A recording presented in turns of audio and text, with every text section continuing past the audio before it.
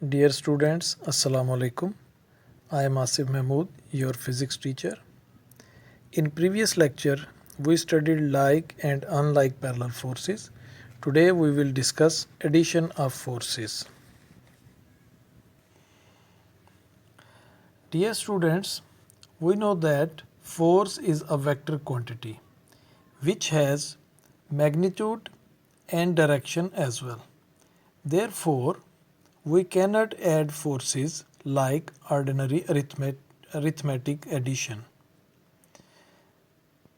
There are certain methods to add vector quantities.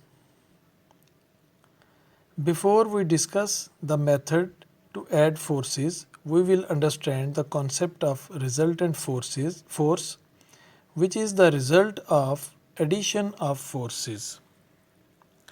A resultant force is a single force that has the same effect as the combined effect of all the forces to be added.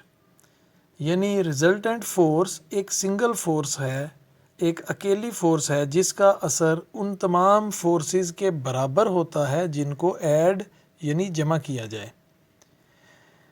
आगे जब हम forces को जमा करेंगे तो इस concept को ज़्यादा बेहतर समझ सकेंगे. Let's discuss method to add forces. One of the methods for the addition of forces is a graphical method. In this method, forces can be added by head to tail rule of vector addition.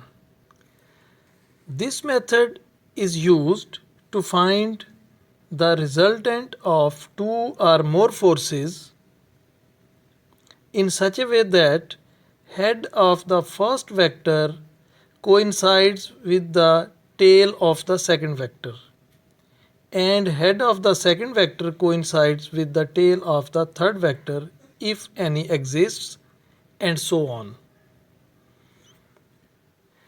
In this method, resultant vector can be found by drawing a vector r such that its tail is at the tail of the first vector while its head is at the head of the lost vector. इसको समझने के लिए हम यहाँ figure पे गौर करते हैं. ये एक वेक्टर ए है, इसकी लेंथ इसकी मैग्नीट्यूड को और इसका एरो हेड जो है इसकी डायरेक्शन को जाहिर करता है, और ये वेक्टर बी है. इन दोनों वेक्टर्स को हम ऐड करते हैं. पहले वेक्टर ए हमने ड्रॉ किया और उसके बाद वेक्टर बी को वेक्टर ए के साथ इस तरह ज्वाइन किया कि वेक्टर बी की टेल वेक्टर ए के हेड पे आ गई है. तो इस तरह वेक्टर ए और वेक्टर बी दोनों ऐड हो गए. अब हम इसका रिजल्टेंट वेक्टर आर फाइंड करेंगे. तो वो ये रेड कलर में दिखाया जा रहा है कि रिजल्टेंट वेक्टर की टेल जो है वो पहला वेक्टर ए उसकी टेल के साथ कोइंसाइड कर रही है और लास्ट वेक्टर जो वेक्टर बी है उसके हेड के साथ वेक्टर आर का हेड कोइंसाइड कर रहा है. तो ये वेक्टर ए और वेक्टर बी की हेड टू टेल रूल के तहत एडिशन है. वेक्टर्स को रिप्रेजेंट करने का तरीका हम चैप्टर 2 में सीख चुके हैं. इस तरीके के मुताबिक लाइन ड्रा की जाती है. लाइन की लंबाई वेक्टर के मैग्नीट्यूड को जाहिर करती है, जबकि उसके एक सिरे पर एरो हेड बनाया जाता है जो कि वेक्टर की डायरेक्शन को जाहिर करता है.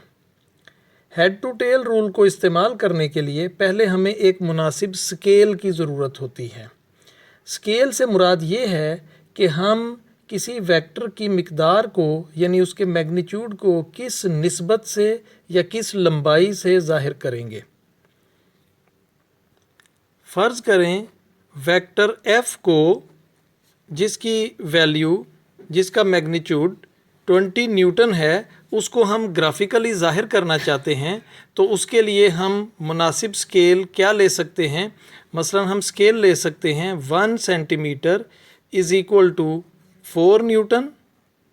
ये हम स्केल ले सकते हैं. हम स्केल चेंज भी कर सकते हैं लेकिन स्केल मुनासिब होनी चाहिए. तो इस मकसद के लिए हम 4 न्यूटन चूँकि 1 सेंटीमीटर के ज़रिए हम ज़ाहिर करेंगे, तो टोटल 20 न्यूटन है, तो हम 5 सेंटीमीटर की लाइन ड्रा करेंगे इस वेक्टर को ज़ाहिर करने के लिए। यानी हर 4 न्यूटन 1 सेंटीमीटर के ज़रिए से हम उसके लिए लाइन लगाएंगे। हम इस स्केल को चेंज भी कर सकते हैं, मसलन हम ये भी कर सकते हैं 1 centimetre is equal to 5 newton. अगर हम ये स्केल लेंगे तो फिर हम 4 सेंटीमीटर लंबी लाइन लगाएंगे इस वेक्टर को ड्रा करने के लिए। वेक्टर्स को ग्राफिकली ज़ाहिर करने के लिए हम जो भी स्केल लें वो हम अपनी मर्ज़ी से कोई भी स्केल ले सकते हैं, लेकिन स्केल मुनासिब होनी चाहिए जिसको इस्तेमाल करके हम तमाम फोर्सेस को कागज़ पर ज़ाहिर कर सकें। यानी स्केल ना तो बहुत बड़ी होनी चाहिए कि कागज़ पर हम इतनी बड़ी लाइन ही ना लगा सकें, और ना ही बहुत छोटी होनी चाहिए कि हम इसको मुनासिब अंदाज में ज़ाहिर ना कर सकें। दूसरी चीज़ जिसकी हमें ज़रूरत है वेक्टर्स को ज़ाहिर करने और उनको ऐड करने के लिए, वो है डायरेक्शन यानी सिम्त। इस मकसद के लिए हम 2 परपेंडिकुलर लाइंस ड्रा करते हैं। इनमें से जो हॉरिजॉन्टल लाइन है वो ईस्ट वेस्ट को ज़ाहिर करती है, जबकि जो वर्टिकल लाइन है वो नॉर्थ और साउथ को ज़ाहिर करती है। अगर किसी वेक्टर या फोर्स को ईस्ट वेस्ट नॉर्थ साउथ से ना ज़ाहिर किया गया हो, बल्कि उसका कोई एंगल दिया गया हो, तो उसके लिए भी हम वर्टिकल लाइंस लगाते हैं, जिसको हम एक्स एक्सिस और हॉरिजॉन्टल लाइन को एक्स एक्सिस और वर्टिकल लाइन को वाई एक्सिस कहते हैं। फोर्सेस का जो भी एंगल दिया गया हो उसको एक्स एक्सिस के साथ हम ड्रा कर लेते हैं।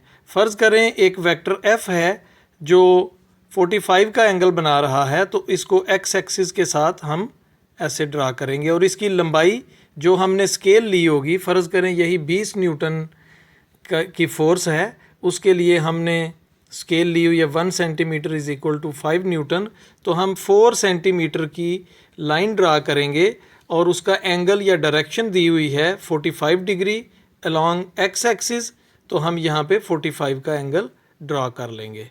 तो ये वेक्टर की रिप्रेजेंटेशन है। डियर स्टूडेंट्स, इस सारे तरीके को जहन में रखते हुए आप एग्जाम्पल 4.1 को तवज्जो से पढ़ेंगे और इसे सॉल्व करने की कोशिश करेंगे। यही आपका होमवर्क है। कल हम इस एग्जाम्पल को यहाँ सॉल्व करेंगे और फिर देखेंगे कि आपने किस हद तक इस कॉन्सेप्ट को लर्न किया है। बहुत शुक्रिया। अपना और अपने वालिदैन का ख्याल रखिए। अल्लाह हाफिज़।